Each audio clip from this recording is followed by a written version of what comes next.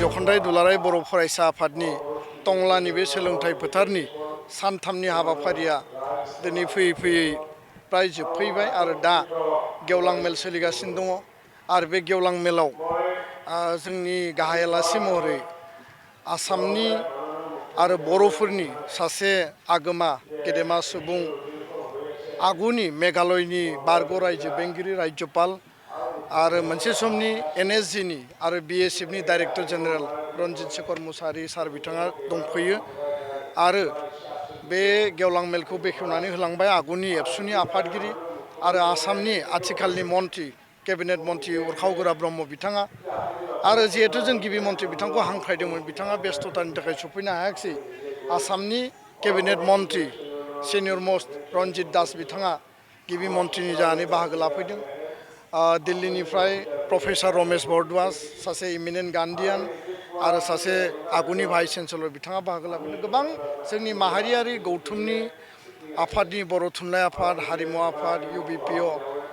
गोबां गेदेमा सुबुं बिथांमोना बाहागो लाफैदों थारैनो बे सानथामनि हाबाफारिया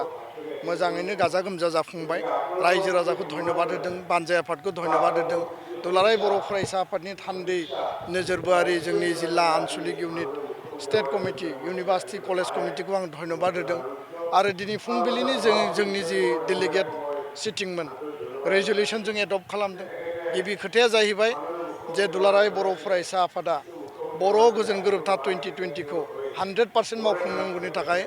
भारत सरकार आसाम सरकारखौ जोङो दिनै गोख्रोङै खावलायदों आरो जिहेतु 2025 मायथाइयाव भारतनि नखर मन्त्रि अमित शाह बिथाङा दतमायाव फैनानै 2 बोसोर बिथाङा टाइम लादोंमोन 2026 आरो 27 सनाव बियो जोबहैगोन आरो 27नि सिगां 100% बर' एकर्ड बिटिआरनि सिमा बारायनाय आरो जोंनि मर अट'नमिनि बाथ्रा समस्ति बांहोनाय बर' कसारि काउन्सिलनि पुर्नांग मर्यादा ST हिलनि मेटार स्कुल प्रभिन्सियेलाइजेसन आरो NDFBनि रन्जन दैमारिखौ लानानै साद' बिथांमोनखौ जेलनिफ्राय हगारनाय केस उइथड्र खालामनाय गासै बिथिंखौ जोङो दिनै गोख्रोङै दाबि दैखाङो सोलोंथाइनि बिथिङाव मोनफ्रोमबो गामि आरो सुबायाव बिमा जोंनि आइ आरो जोंनि फरायसा माने बे गासैखौबो स्टुडेन्टफोरखौ लानानै बिमाफोरखौ लानानै जोङो मोनसे एवारनेस मिटिं खालायगोन आरो स्कुल प्रभिन्सियेलाइजेसन टिचार एपइन्टमेन्ट आथिखालाव स्कुल मार्जारनि नटिफिकेसन थांबाय थादों बेखौ माबायदि जोङो स्कुलखौ फोथांनानै लाखिनो हायो बेनि थाखाय दुलाराय बर' फरायसा आफादा खामानि मावगोन ड्राग्स जौ जुवा जे समाज बेरेखा हाबाफारि बेखौ गोख्रोङै जोङो माने होबथानो थाखाय दुलाराय बर' फरायसा आफादा हाबा मावगोन ट्राइबेल बेलेग ब्लकनिफ्राय लानानै बर' आरो ट्राइबेलनि हा हुखौ रैखाथि होनांगौनि थाखाय जोङो जाहाथे कुनु कारनाव माने जोंनि ओनसोलाव जायफोरा बनाफाइड सिटिजेन नङा जायफोरा भारतीय नागरिक नङा बिथांमोना जाहाथे हानि अधिकारखौ मोना जेनुइन इन्डियान सिटिजेन आरो बनाफाइड सिटिजेनासो जाहाथे मोनो आरो बेलेन्ड ब्लकआव जायफोर प्रटेक्टेड क्लास बिसोरल' मोनगोन नन प्रटेक्टेड क्लासा मालाबा मोना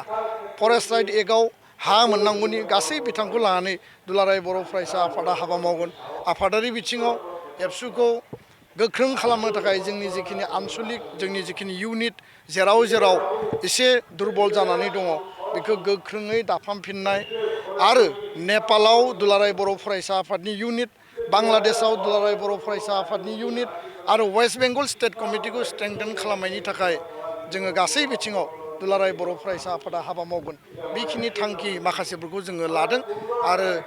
बड'फानि सान्थौ आरो सानस्रि फिल'सफिजों दुलाराय बर' फरायसा आफादा गाइडेड जातीयताबाद जाति सत्ता आरो जाति स्वाभिमाननि थाखाय एबसुआ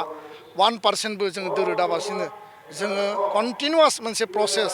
माहारि दानाया जिहेतु मोनसे कन्टिनिउआस प्रसेस आरो एबसुआ दुरबल जायाखै लोरबां जानायनि बाथ्रा गैया सोरबाया जोंखौ जिखि बुङा मानो एबसुनाय आफादा माने रलिं स्टोन गेदार नो मस माने खारबाय थानाय अन्थाइया जेरै बादामालि खाया माराम जाया बेबायदि एबसुआ नेभार एन्डिं मोनसे जेनेरेसन जोंनि स्कुलनि कलेजनि इउनिभार्सिटिनि